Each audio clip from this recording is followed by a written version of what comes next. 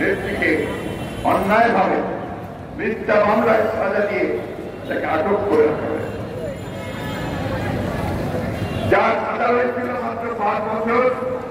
বেআইনিভাবে তার সাজা উচ্চ আদালতে গিয়ে আবার 10 বছর করা হয় এবং যে ধরনের মামলায় অন্যান্য সবাই জামিন পেয়ে যায়, যা তার প্রাপ্য সেই জামিন তাকে দেওয়া হচ্ছে না। তিনি অত্যন্ত অসুস্থ, এত অসুস্থ যে প্রায় তাকে হাসপাতালে নিতে হচ্ছে তার ন্যূনতম চিকিৎসার জন্য। বারবার এই শাসক গোষ্ঠীকে বলা হয়েছে যে তার চিকিৎসা, তার এই উন্নত চিকিৎসার জন্য তাকে বিদেশে যেতে দেওয়া চিকিৎসা, বিদেশ থেকে আন্তর্জাতিক নেতৃবর্গ তাকে আহ্বান জানিয়েছে, তারা সেই কথা শুনছেন। তাদের উদ্দেশ্য একটাই, দেশনেত্রী বেগম খালেদা জিয়া মুক্তি হন, তাহলে তাদের যে শাসন, তাদের যে থাকতে দাও, তাদের মতলব সেই মতলব টিকে থাকবে না, জনগণের তার তরঙ্গের মধ্যে দাঁড়িয়ে যাবে। বন্ধুগণ, আটক করে রাখা হয়েছে সেই সমস্ত তরুণ নেতাদেরকে যারা গণতন্ত্রের জন্য সংগ্রাম করে চলেছে দীর্ঘকাল। প্রায় 8 বছর ধরে আটক করে রাখা হয়েছে বিএনপির বেশ কিছু নেতাকে, যাতে অন্যায়ভাবে মিথ্যা মামলা তৈরি করে তাদেরকে মৃত্যুদণ্ড সচেতনতা। এই সরকারের নির্যাতনের অন্যতম হাতিয়ার হচ্ছে এই বিচার ব্যবস্থাকে দলীয়করণ করা। আমাদের একজন এমপি হাবিব, তাকে যাবজ্জীবন কারাদণ্ড দেওয়া হয়েছে সেই 20 বছর আগে কোন একটা ঘটনার কারণে তাকে 20 বছর সাজা দেওয়া, আজীবন সাজা দেওয়া। ঈশ্বরদীতে 9 জনকে মৃত্যুদণ্ড দেওয়া হয়েছে একই ধরনের মামলায়। এই সরকার টিকেই আছে শুধুমাত্র এই সমস্ত মিথ্যা মামলা করে একটা আদালতকে তারা ব্যবহার করতে চায়, তাদের নির্যাতনের হাতিয়ার হিসেবে প্রাইজ করতেছে তারা, সেইভাবে ব্যবহার করে তারা এই শাসন ব্যবস্থার দিকে থাকে। আপনারা দেখেছেন ইতিমধ্যে এই রাষ্ট্রযন্ত্রকে ব্যবহার করে কিভাবে জনগণের ন্যায় সঙ্গতের যে দাবি, একটা গণতান্ত্রিক ব্যবস্থার ন্যূনতম অধিকার, ভোট দেওয়ার অধিকার, সেই ভোট দেওয়ার অধিকারের জন্য যে আন্দোলন, সেই আন্দোলনের কিভাবে নিদারুণ ভাবে এইভাবে গত 28 অক্টোবর আপনাদের মনে থাকার কথা, এইখানে কিভাবে তারা বন্ধ করে দিয়েছে, পুরোপুরি ভাবে বন্ধ করে দিয়ে সে আন্দোলনকে তারা জমিয়ে দেওয়ার চেষ্টা করে।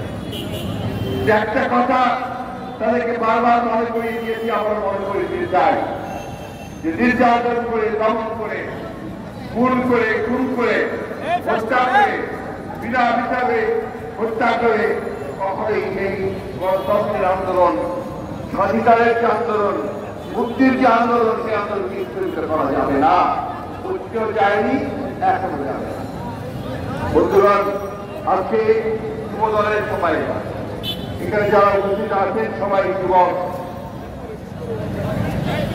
আমরা যখন যুবক ছিলাম, ছাত্র ছিলাম, কর্ম ছিলাম, আমরা দেশের স্বাধীনতার জন্য সংগ্রাম করেছিলাম।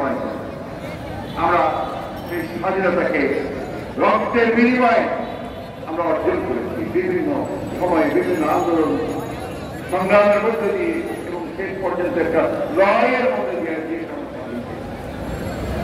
আজকে বাংলাদেশ স্বাধীন হয়েছে, প্রায় 53 বছর হয়েছে, কিন্তু এর চেয়ে মর্মান্তিক আর কিছু হতে পারে না। এখন পর্যন্ত এই দেশের মানুষ স্বাধীন হতে পারে না। তাদের ন্যূনতম যে অধিকার, নাগরিক হিসাবে সেই অধিকার থেকে তারা বঞ্চিত হয়েছে। 2008 সাল থেকে এই দেশের মানুষ আর নিরপেক্ষভাবে ভোট প্রদান করতে পারে না। নিরপেক্ষভাবে তারা তাদের যে প্রতিনিধি নির্বাচন করতে পারে না, তাদের সরকার নির্বাচন করতে পারে না। এই আওয়ামী লীগের এই শাসক গোষ্ঠী তারা ক্ষমতায় আসার পর থেকেই অত্যন্ত পরিকল্পিত ভাবে জনগণের অধিকারগুলোকে কেড়ে নিয়ে এই দেশে আবারও 1975 সালে তারা যেটা করেছিল, 1/17 সাল প্রতিষ্ঠা করেছিল, সেইভাবে আবারও তারা বাদশাহ তৈরি করতে চায়, একজন শাসন ব্যবস্থা তৈরি করতে চায়, বিভিন্ন মোড়কে এই মোড়কটা হচ্ছে গণতন্ত্রের মোড়। আমাদের আওয়ামী লীগের নেতারা অনেক কথা বলে, এখন তো চুপড়ি ফুটে, চুপড়ি ফোটার মধ্য দিয়ে তারা গতকালই তাদের সম্মানিত সংগ্রামী মহাসচিব তিনি বলেছেন, সাধারণ সম্পাদক তিনি বলেছেন আবার চেষ্টা করবেন না সন্ত্রাস সৃষ্টি করার, তাহলে এবার ডবল শিক্ষা দিয়ে দেব। বন্ধুগণ, বিএনপি কখনোই সন্ত্রাস করে না, বিএনপি সন্ত্রাসের ইতিহাস নেই, সন্ত্রাসের ইতিহাস আপনাদের। আমি বহুবার বলেছি, সন্ত্রাসের মধ্যে নিয়ে আপনাদের জন্ম। আপনারা যখন আওয়ামী লীগের বড় ভাষানী সভাপতি ছিলেন, সেই বড় ভাষানীকে আপনার বিতাড়িত করে মেরে তাড়িয়ে দিয়ে তাকে রূপগঞ্জ সিনেমা থেকে বের করে দিয়েছিলেন। তারপরে বড় ভাষানী বাইরে বেরিয়ে গিয়ে বাউবারের ভিত্তিতে সেদিন ম্যাপ তৈরি করেছিলেন। সেই ইতিহাস আমরা ভুলে যাই। আমরা ভুলে যাইনি যে পুরো পাকিস্তান আমলে এখানে যে পার্লামেন্ট ছিল, অ্যাসেম্বলি ছিল, প্রাদেশিক পরিষদ ছিল, সেই পরিষদের প্রাদেশিক পরিষদ ডেপুটি স্পিকারকে আপনারাই পিটিয়ে হত্যা করেছিলেন। আমরা ভুলে যাইনি সে কথা, আমরা ভুলে যাইনি। এই সন্ত্রাসের মধ্য দিয়ে আপনারা এই দেশের জনগণের সমস্ত ন্যায়সঙ্গত দাবি আন্দোলন, সে আন্দোলনকে কমিয়ে দিচ্ছেন গত 18 বছর ধরে। বন্ধুগণ, আজকে দুর্ভাগ্য, এই জাতির যে জাতি স্বাধীনতার জন্য লড়াই করেছিল, যে জাতি গণতন্ত্রের জন্য লড়াই করেছিল, যে জাতি ভোটের অধিকারের জন্য লড়াই করেছিল, মুক্তির জন্য লড়াই করেছিল, প্রাণ দিয়েছিল, সেই জাতি আজকে তার সমস্ত গণতান্ত্রিক অধিকারগুলো থেকে বঞ্চিত হয়েছে। গণতন্ত্রের অধিকার নয় বন্ধুগণ, আজকে মানুষ তার অর্থনৈতিক অধিকার থেকে বঞ্চিত হচ্ছে। এখানে তারা ভয় করে যে তারা উন্নয়নের লহরি বইয়ে দিচ্ছে, অনেক ফ্লাইওভার হচ্ছে, রাস্তা হচ্ছে, কাজ হচ্ছে। সাধারণ মানুষের কি অবস্থা? সাধারণ মানুষের বাজারে গেলে তারা কিছু কিনতে পারে না, চাল কিনতে পারে না, ডাল কিনতে পারে না, পেঁয়াজ কিনতে পারে না, রসুন কিনতে পারে না। আর প্রতিদিন প্রায় প্রতিদিনই বলা যায় যে প্রত্যেকটা জিনিসের দাম বৃদ্ধি পাচ্ছে। বিদ্যুতের দাম বাড়ছে, গ্যাসের দাম বাড়ছে, এবং রেলের ভাড়া বাড়ছে, বাসের ভাড়া বাড়ছে। এই যে আমাদের রিক্সাওয়ালা ভাইরা যারা দূরে দূরে দাঁড়িয়ে আছেন এখানে, তাদেরকে জিজ্ঞেস করুন তারা আজকে কিভাবে তাদের জীবন সংসার চালাচ্ছে, কিভাবে পারে না, একবেলা খায়, একবেলা খেতে পায় না। প্রত্যেকটা এমনকি আমরা মধ্যবিত্ত যারা, তারা তাদের খাবার মেনু চেঞ্জ করে ফেলেছে বন্ধুগণ, করে আজকে সামান্য খাওয়া খেয়ে করে থাকে। অনেকে ফিরে চলে যাচ্ছে গ্রামের বাড়িতে, সেখানে গিয়ে জীবনযাপন করার চেষ্টা করছে। ঢাকা শহরে তারা থাকতে পারছে না, খুবই হতে পারছে।